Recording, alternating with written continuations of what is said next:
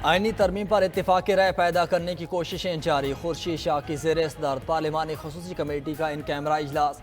मुस्लिम league नून, peoples party और JUI ने अपने अपने मुसवदे पेश किए। आईनी तरमीम पैकेज समेत पार्लियामेंट से मुतल्लिक़ अमूर पर मुशावरत। वज़ीर कानून आज़म नज़ीर तारड़ कहते हैं कि आज कमेटी के इजलास में काफ़ी तजावीज़ सामने आई हैं। हेजान की कैफियत पैदा जो कर रखी थी वो कम अज़ कम ख़त्म हो गई।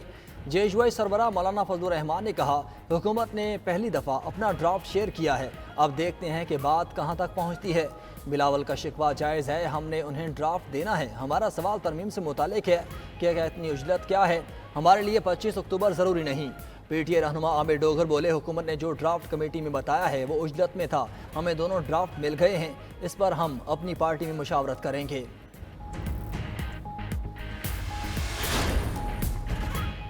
हुकूमत की आईनी तरमीम से मुतालिक नंबर गेम पूरी है। चेयरमैन पीपल्स पार्टी बिलावल भुट्टो ने कहा, ताहम सियासी जमातों के साथ इत्तफाक राय चाहते हैं।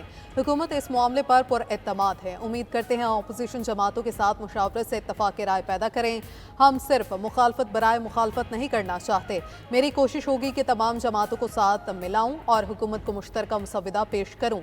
मौलाना फजलुर रहमान और पीपल्स पार्टी के दरमियान मुसविदे से मुतालिक बातचीत होगी।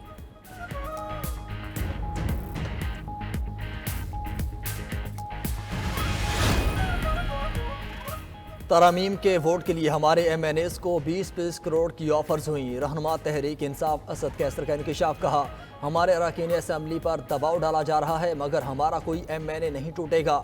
आईनी तरामीम 17 या 18 तारीख को लाई जा रही हैं। जाली हुकूमत बताए, जोर ज़बरदस्ती से कौन सी कानून साजी होती है। अदलिया पर हमला नहीं करने देंगे। उमर अयूब कहती हैं कि हमारे साथ दोगलेपन का मुजाहरा किया जा रहा है। विफाक ने हमारे खिलाफ बेशुमार मुकदमा दर्ज किए। मुशीर इत्तलात खैबर पख्तूनख्वा बैरिस्टर साहब का कहना है कि बाज़ बानी PTI में जाली हुकूमत ने मुल्क का सत्यानाश कर दिया, मुल्क के तमाम इदारों को तबाही के दहाने पर पहुँचा दिया।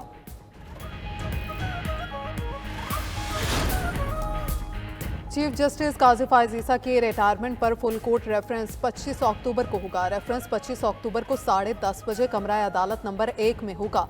फुल कोर्ट रेफरेंस में सुप्रीम कोर्ट जजेस, अटॉर्नी जनरल ऑफिस के अफसरान और वकला शिरकत करेंगे।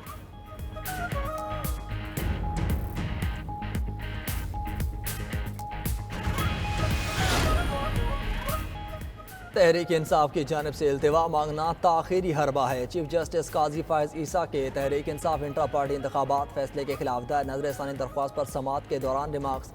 समाअत चीफ जस्टिस की सरबराही में 3 रुकनी बेंच ने की।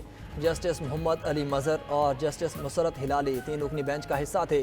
चीफ जस्टिस काजी फायज ईसा ने कहा कि ये केस 29 मई की मुजवजा कॉज लिस्ट में समाअत के लिए मुकर्रर होना था।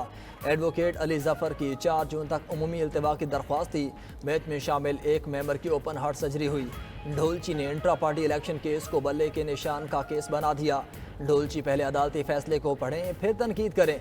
फौत की या खराबी सेहत के सबब इल्तिवा जरूर मांगा जाता है, केस में मजीद इल्तिवा नहीं देंगे। जस्टिस मुसरत हिलाली ने कहा कि तहरीक इंसाफ के सारे वकला नहीं आए, कोई मुआवन भी नहीं पेश हुआ, ये तरीका दुरुस्त नहीं। सुप्रीम कोर्ट में ऐसा रवैया नहीं होना चाहिए। मैं केस मुलतवी करने से इत्तेफाक नहीं करती। नजर सानी दरख्वास्त की समाअत 21 अक्टूबर तक मुलतवी।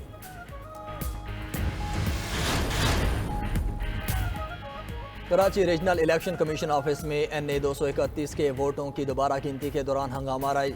मुश्तइल अफराद की इलेक्शन कमीशन के दफ्तर में तोड़ फोड़। पुलिस और रेंजर्स की नफरी को तलब कर लिया गया। डिप्टी मेयर कराची सलमान अब्दुल्ला मुराद कहते हैं, PTI के वकीलों ने हम पर हमला किया, बैलेट पेपर्स जला दिए। NA 231 में वोटों की दोबारा गिनती 1 हफ्ते के लिए रोक दी।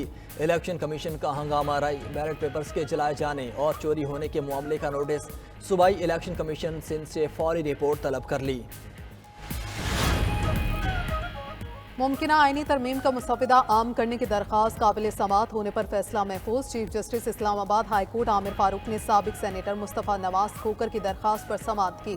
चीफ जस्टिस आमिर फारूक ने रिमार्क्स दिए कि सुप्रीम कोर्ट में भी यह मामला ज़ेर इल्तवा है, बिल पेश करने का पूरा तरीकाकार भी मौजूद है। वकील दरख्वास्त गुजार ने दलाल में कहा कि कानून साजी से पहले की बात कर रहा हूँ, आईनी तरामीम के जरिए आइन में बुनियादी ढांचा तब्दील किया जा रहा है। चीफ जस्टिस ने रिमार्क्स में कहा कि आप अखबारात की क्लिप क्लिपिंग की बात कर रहे हैं, अभी तक कुछ मालूम नहीं। अखबारात में तो आईनी बेंच की बात भी आ रही है। अगर आप न्यूज़ क्लिपिंग पर ही जा रहे हैं तो इसके मुताबिक तो मुशावरत जारी है। 10 दिन पहले एक नोटिफिकेशन जारी हुआ, फिर पता चला कि फेक है। हमारे यहाँ ही होता है ये।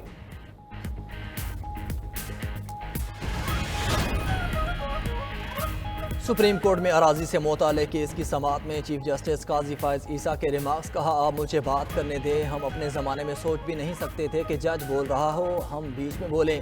अब जुलूस निकालो, डंडे मारो, ये हैसियत रह गई है वकीलों की। दूसरों पर तनकीद करते हैं, अपने गिरेबान में झांकें।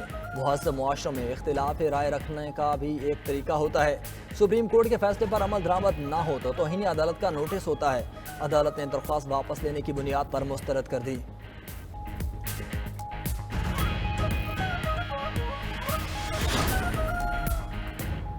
IMF की नई शराइत सामने आ गई। IMF के मुताबिक पाकिस्तान को नए प्रोग्राम के तहत मैक्रो इकनॉमिक इस्तेकाम और काबिल अमल मुआशी पॉलिसीज़ के लिए काम करना होगा। मुआशी इस्लाहात पर अमल दरामद और निजी शोबे के लिए साजगार माहौल देना होगा। हुकूमती मलकियती इदारों में इस्लाहात को तेज़ करना होगा। हुकूमत को टैक्स आमदन बढ़ाना होगी और अखराजात में कमी करना होगी। मौसमियाती तब्दीलियों का मुकाबला करने के लिए एक्शन प्लान तैयार करना होगा। हुकूमत बाअसर कारोबारों को सब्सिडी या टैक्स सहूलियात फराहम करती है, जिससे मुआशी तरक्की मुतासिर हुई।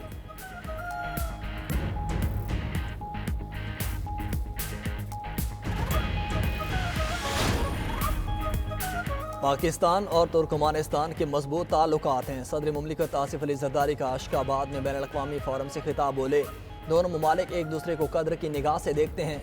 फोरम में शिरकत से दोनों ममालिक के ताल्लुकात मज़ीद मजबूत होंगे। खित्ते में अमन और खुशहाली के लिए पुरअज़्म हैं। खित्ते के ममालिक के दरमियान रवाबित के फ़रोग़ पर तवज्जो मरकूज़ करना होगी।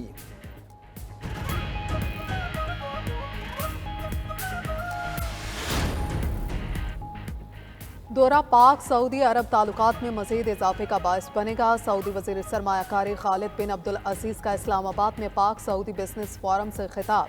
कहा, पाकिस्तान के साथ मुआहदे और मफाहमत की याददाश्तों पर दस्तखत किए हैं। पाकिस्तान की आला क़यादत से खुशगवार मुलाकातें हुई। तजारती वफूद के दरमियान मुलाकातें मौसर साबित हुई। पाकिस्तान में सरमायाकारी बढ़ाने के लिए पुरअज़्म है। गुज़श्ता रोज़ सऊदी अरब के पाकिस्तान में सरमायाकारी के लिए $2 अरब के मुआहदे मुख्तलिफ शोबों में मफाहमत की 27 याददाश्तों पर दस्तखत हो गए। सेमी कंडक्टर्स की तैयारी के लिए मुआहदा तय पा गया।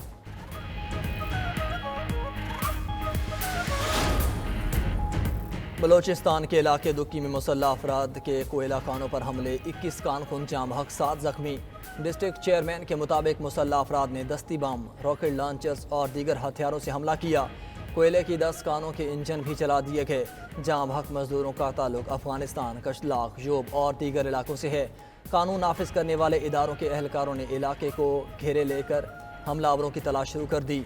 दुक्की में शटडाउन हड़ताल, तमाम कारोबारी मराकज़ बंद।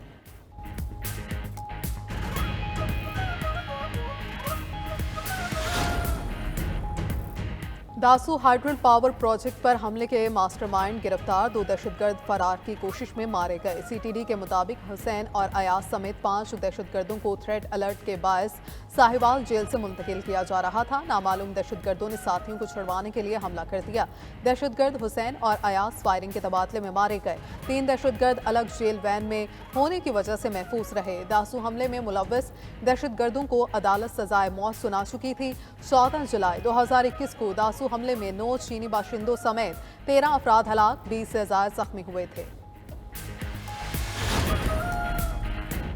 पाकिस्तान के लेजेंडरी अदाकार आबिद कश्मीरी 74 साल की उम्र में मुख्तसर बीमारी के बाद इंतकाल कर गए। आबिद कश्मीरी 4 मई 1950 को लाहौर में पैदा हुए।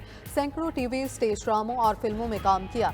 अपनी बेसाख्ता मज़ाहिया अदाकारी के बाद वो शायकीन के दिलों पर राज करते थे।